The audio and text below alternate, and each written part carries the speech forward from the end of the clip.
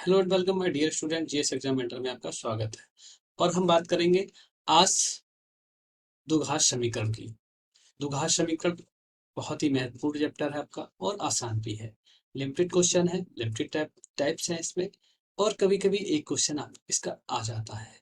और इसमें जो आई हुए क्वेश्चन है वो प्रीवियस ईयर में जो आई हुए क्वेश्चन है वही है। प्रीवियस ईयर्स में आई हुए जो क्वेश्चंस हैं उन्हीं क्वेश्चंस को रखा गया है। और हर जो कंटेंट है बेहतरीन कंटेंट के साथ उन्हें रखा गया है और समझाने की कोशिश करी गई है। हमें उम्मीद है कि आपको हमारा वीडियो बहुत अच्छा लगेगा और जो हमारे द्वारा बताया जाएगा, पढ़ाया जाएगा, वो भी आपको काफी पसंद आएगा। चलिए बात करते हैं बिना किसी देरी के। देखिए द्विघात समीकरण का मानक रूप, देखिए द्विघात समीकरण का मानक रूप जो क्या होता है वो ये है आपका। द्विघात समीकरण का जो मानक रूप है वो ये है। ये क्या, A square plus B x plus सी बराबर जीरो। ये होती है द्विघात। द्विघात समीकरण का मतलब ये होता है वह सभी समीकरण है जिस समीकरण की अधिकतम घात, जिस समीकरण की अधिकतम घात, मोस्ट अधिकतम घात क्या हो, घात दो हो, जिसकी अधिकतम घात क्या हो, दो हो, वह समीकरण क्या कहलाएगी आपकी, द्विघात समीकरण कहलाएगी। वो क्या कहलाएगी आपकी, द्विघात समीकरण कहलाएगी। ठीक है। अगला, द्विघात समीकरण का द्विघाती सूत्र, मतलब ये द्विघात समीकरण को हल करने का एक सूत्र होता है जिसे श्रीधराचार्य सूत्र कहते हैं। श्रीधराचार्य सूत्र कहते हैं। ये क्या होता है, एक्स बराबर minus B plus minus root B square minus four A C by two. इसे इस तरह से लिखा जाता है, एक्स बराबर minus B plus under root B square minus four A C upon two A. ये होता है। ये इस सूत्र का यूज द्विघात समीकरण के मानों को सॉल्व करने के लिए किया जाता है। कभी कभी ऐसी समीकरणें हमारे पास होती हैं जिनको हम ना फैक्टर कर सकते हैं, ना हम किसी अन्य भाग विधि से, गुणनफल विधि से किसी के द्वारा हल नहीं कर सकते हैं। तो उस स्थिति में उस समीकरण को हल करने के लिए हमें श्रीधराचार्य सूत्र का प्रयोग करते हैं। और इस सूत्र की सहायता से हम बड़ी बड़ी कठिन जो समीकरणें होती हैं, द्विघात समीकरण, ये जिनको जिनको हम भागफल या गुणनफल विधि से हल नहीं कर सकते, उसे इससे हल करते हैं। इसके बाद आता है आपका विविक्त कर और मूलों की प्रकृति। देखिए विविक्त कर क्या होता है, विविक्त कर को डी से प्रदर्शित करते हैं। किससे करते हैं, डी से, कैपिटल डी से या स्मॉल डी से प्रदर्शित करते हैं। डी बराबर क्या होता है आपका, B square minus four A C. B square minus four A C, ये आपका क्या होता है, विविक्त कर का सूत्र होता है। देखिए यदि कहीं पर डी का मान जीरो से अधिक है, ये देखिए आप, ये देखिए डी का मान क्या है, जीरो से अधिक है, तो मूल भिन्न और वास्तविक होंगे। तो मूल कैसे होंगे आपके, भिन्न और वास्तविक होंगे। ये वाला हो गया आपका दूसरा पॉइंट है। यदि डी बराबर जीरो है तो मूल कैसे होंगे आपके, बराबर और वास्तविक होंगे। यदि डी का मान जीरो के बराबर है तो आपके मूल वास्तविक होंगे और बराबर होंगे। यदि डी बराबर, अगला पॉइंट है, डी का मान जीरो से कम है, यदि डी का मान जो है क्या है, कम है, तो आपके मूल वास्तविक नहीं होंगे। जब वास्तविक नहीं होंगे इसका मतलब अवास्तविक होंगे, या कह सकते हैं कि काल्पनिक होंगे। ये महत्वपूर्ण पॉइंट है जो कि हमें याद रखने हैं। ठीक है। देखिए इसके बाद कुछ चीजें रहेंगी वो मैं आपको बताता हूं। जैसे मूल, मूल की बात करें, मूल क्या होते हैं। अगर हम मान लें कि हमारे जो द्विघात समीकरण है, द्विघात समीकरण आपकी कौन सी है, a x square plus B x plus सी बराबर जीरो, ये आपकी द्विघात समीकरण है। तो इसमें इसके मूल, अगर इसके मूल यदि अल्फा और बीटा मान लें, अल्फा और बीटा मान, बीटा है तो देखिए हमें पूछा जाता है, निकालना भी होता है मूलों का, मूलों का योगफल। तो देखिए मूलों का योगफल क्या हो गया आपका, तो मूलों का जो योगफल, जो आपके मूल हैं इनका योगफल, ये होता है अल्फा प्लस बीटा। इनका योगफल जो होगा वो किसके बराबर हो जाएगा, माइनस बी अपॉन ए, इसके बराबर होता है। अब माइनस बी अपॉन ए का मतलब क्या है, जो घात दो के साथ मान होगा वो ए का मान होगा, जो घात एक्स के साथ, एक्स की घात वन के साथ, या कह सकते हैं केवल एक्स का जो मान होगा वो किसका होगा, वो ए का होगा। इसके बाद मूलों का, मूलों का गुणनफल, ये हो जाता है आपका अल्फा इंटू बीटा, ये होता है सी अपॉन ए। ये आपका क्या हो जाएगा, सी अपॉन ए हो जाता है। तो हम देख रहे हैं कि हमें दो चीजें और मिल गई, एक तो मूलों का योगफल जिसे क्या कहते हैं अल्फा प्लस बीटा बराबर माइनस बी अपॉन ए हो जाएगा, दूसरा है मूलों का गुणनफल अल्फा इंटू बीटा बराबर सी अपॉन ए हो जाएगा। ये दोनों फार्मूले आपके बहुत ही महत्वपूर्ण है, ये नोट कर लो और इनसे क्वेश्चन मोस्टली बनते हैं। एक फार्मूला और होता है, हमारा सूत्र क्या है उसे भी नोट कर लेते हैं। द्विघात समीकरण, द्विघात समीकरण बनाने का सूत्र,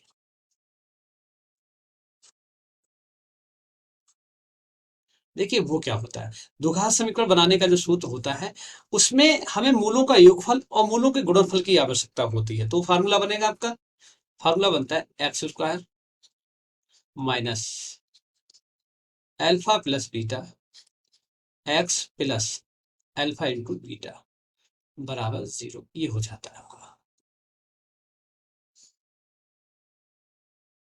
ये आपका हो जाएगा।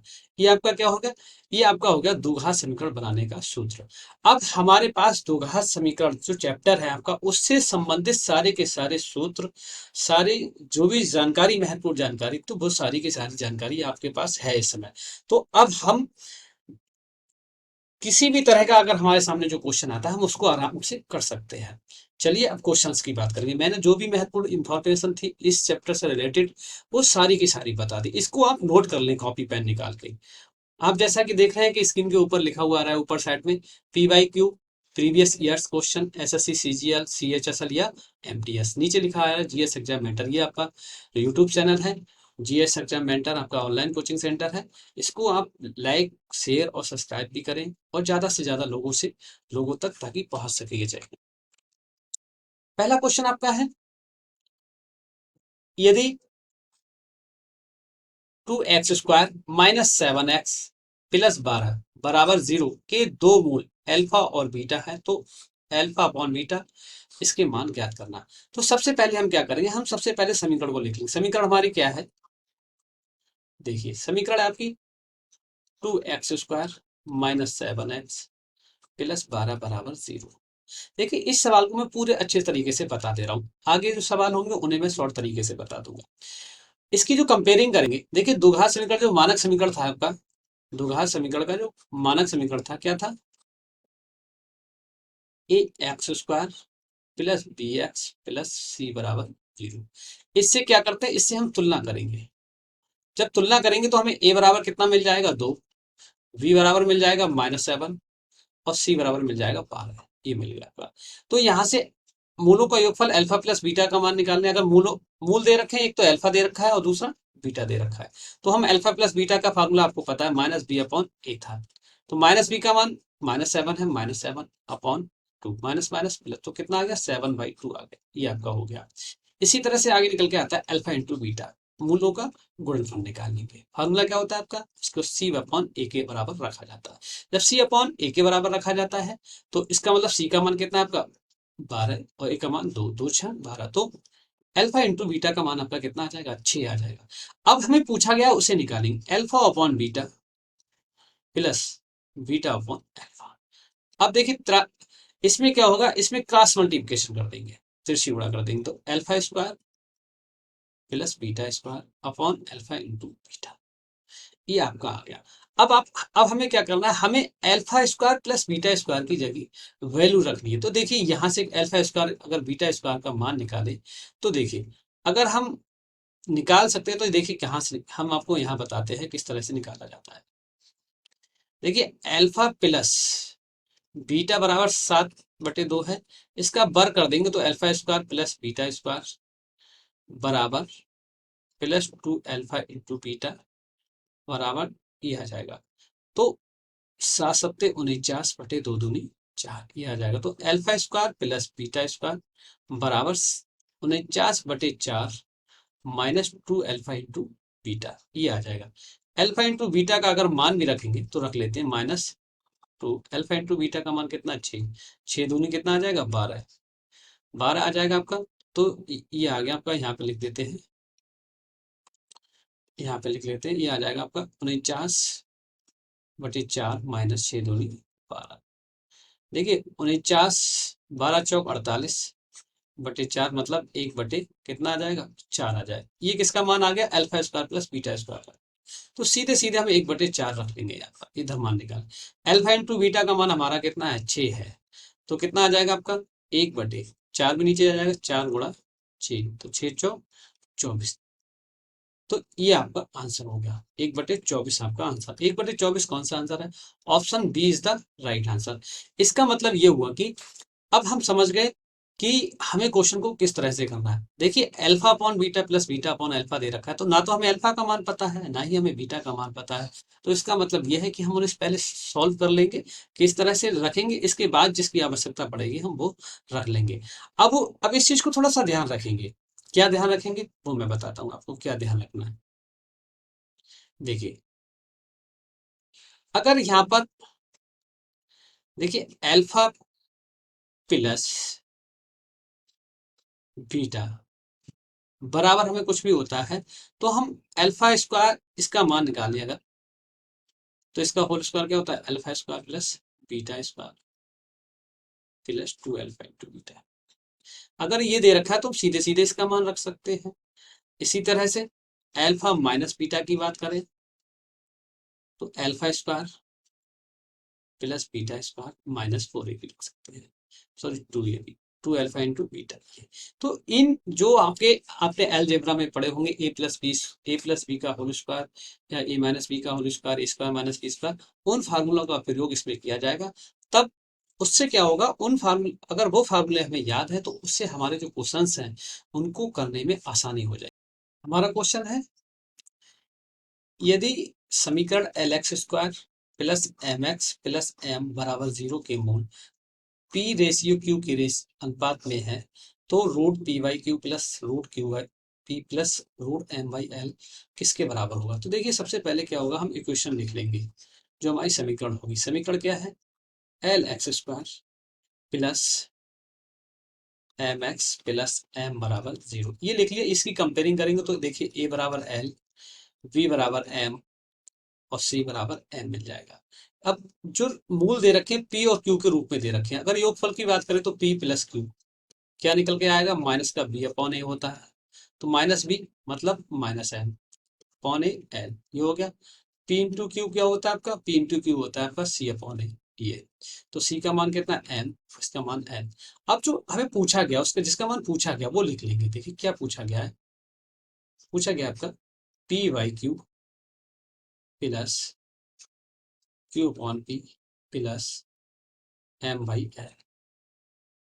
अब देखो, आप देख रहे हैं कि एम और एल हमारे मूल नहीं है, एम और एल हमारे मूल नहीं है। जब एम और एल समीकरण के मान है तो इसका मतलब एम और एल वाले पद को छोड़ देंगे, बकाया दोनों को सॉल्व करेंगे। जब इन दोनों को सॉल्व करेंगे देखिए क्या आ जाए, इन दोनों को एलसीएम ले लिएगा, तिरछी गुणा करेंगे तो पी प्लस क्यू, और एलसीएम कितना हो जाएगा, रूट पी क्यू या क्यू पी प्लस, इसे ऐसे रख दीजिएगा। अब पी प्लस क्यू का कितना मान है, माइनस का एम अपॉन एल, तो ये कितना है, और क्यू पी का कितना है एम, ये भी एम आपका कितना आ जाएगा, ये भी आपका कितना है, हाँ अंडर रूट में है नीचे तो under root M by L आ जाएगा, ये plus root M upon L. तो देखिए रूट से ये कैंसिल हो जाएगा, तो आपका मान क्या क्या बचेगा, आपका मान जो बचेगा यहाँ पर माइनस का root M upon l plus root M upon L. तो देखिए प्लस का ये माइनस का दोनों कैंसिल आ जाएंगे, तो आंसर फिर कितना आ जाएगा, 0।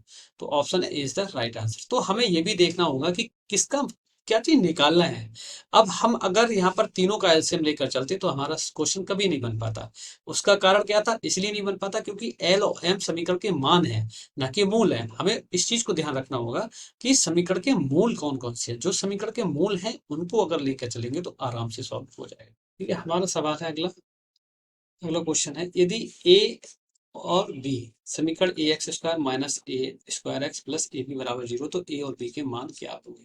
देखिए समीकरण इक्वेशन को लिख लेंगे पहले, a x square minus A square x plus A B बराबर जीरो। देखिए इस तरह के सवाल क्वेश्चन कहीं भी आ जाता है तो इस तरह के क्वेश्चन को आप ऑप्शन से करेंगे, वरना इसमें बहुत समय लगेगा। देखिए ऑप्शन क्या है, पहला ऑप्शन अगर रखें, मतलब ये अगर मान लो कि पहला मान एक है, दूसरा मान बी का है, तो ए बराबर वन और बी बराबर जीरो रखे तो क्या बन रहा है, ये चेक कर लेंगे। देखिए ए बराबर इस समीकरण में रखेंगे तो वन हो जाएगा, ये -1 हो जाएगा, ये 0 हो जाएगा, तो 1 बराबर 1, देखो 0 के बराबर आ रहा है, तो इसका मतलब ऑप्शन 1 हो सकता है। इसी तरह से दूसरा चेक करेंगे, आप दूसरे में अगर रखेंगे, देखिए 1 रखा, -1 हो जाएगा, ठीक है, और प्लस का 1, तो ये नहीं करेगा, ये बराबर बनेगा, तो ये भी नहीं बनेगा।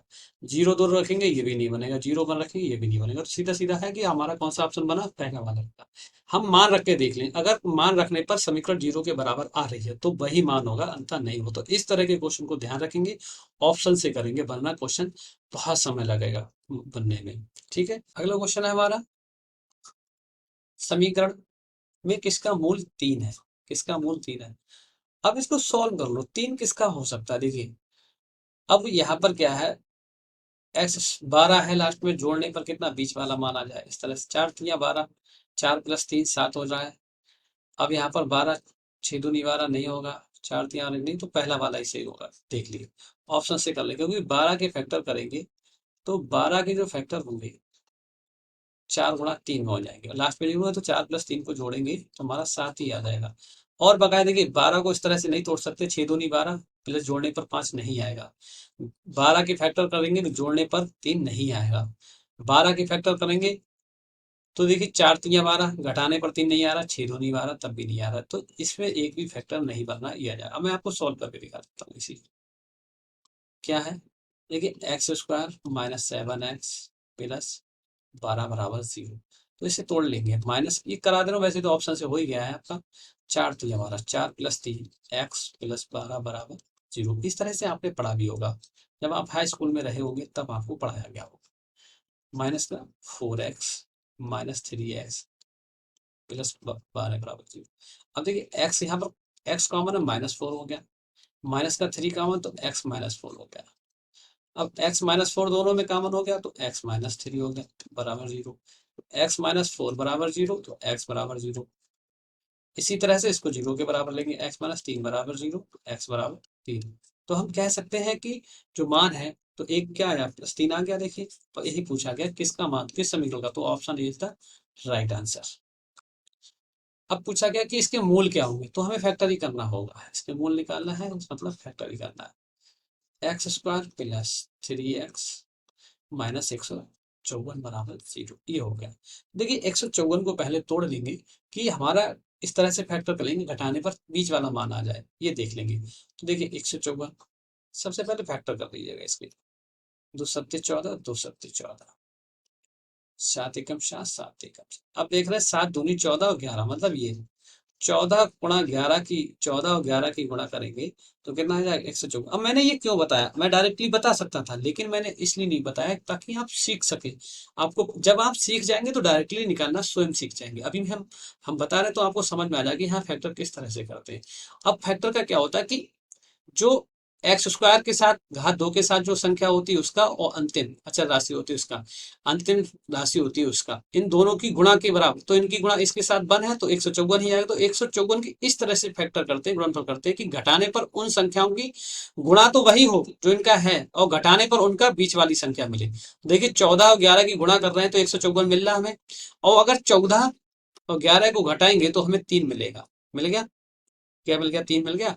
तो जब 3 मिल गया तो इसका मतलब क्या हुआ कि हमारा 14 और 11 वाला आंसर सही होगा। देखिए कैसे होगा, अब इसमें 14 11 के 3 आंसर दे रखे हैं, ये तो कंफर्म नहीं होगा। अब ये दिक्कत ये आ रही है कि प्लस माइनस का है, तो कैसे करके, तो हम आपको बता दें कि इसमें क्या होगा। देखिए x² प्लस 14 प्लस 11 x -54 बराबर 0, ठीक है, ये हो गया। तो इसमें आप मान लें कि ये वाला बी वाला ऑप्शन बनेगा, पहला मान जब प्लस का है, जो प्लस का पहले प्लस का संख्या होगी वो माइनस का मान आएगा, और जो माइनस का आएगा वो प्लस में आएगा। देखिए सॉल्व करके बता देते हैं, x² minus sorry plus 14x plus 11x minus 154 बराबर 0।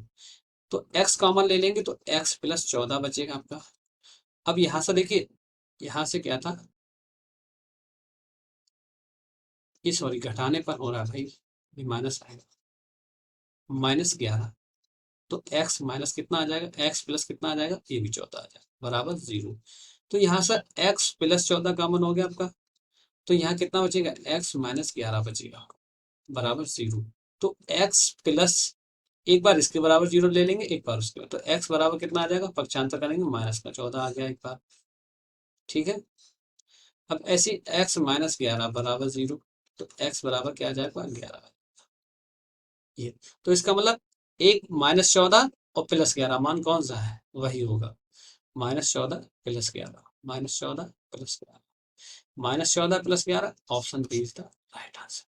मैं समझ रहा हूँ आप अच्छे से समझ गए होंगे कि किस तरह से सवालों को बनाते हैं, किस तरह से क्वेश्चन आते हैं। नेक्स्ट क्वेश्चन है आपका, ये भी देख लेते हैं। समीकरण के x square minus 5x plus 6 बराबर 0 में के किस मान के लिए के मूल 2:3 में होंगे। तो देखिए ये देख लेंगे किस अनुपात के लिए होंगे। तो इसका मतलब ये हुआ कि हमें जो मूल दे रखे, समीकरण लिख लेंगे पहले, के x square minus 5x plus 6 बराबर 0। देखिए हमें जो मूल दे रखे हैं, अल्फा बराबर मान लो 2 और बीटा बराबर 3। तो अल्फा प्लस बीटा निकाल सकते हैं, अब अल्फा इंटू बीटा निकालो, एक ही से आ जाएगा, कोई दिक्कत नहीं है आपका। अल्फा प्लस बीटा की बात करेंगे तो क्या होता है, माइनस का बी अपॉन ए होता है।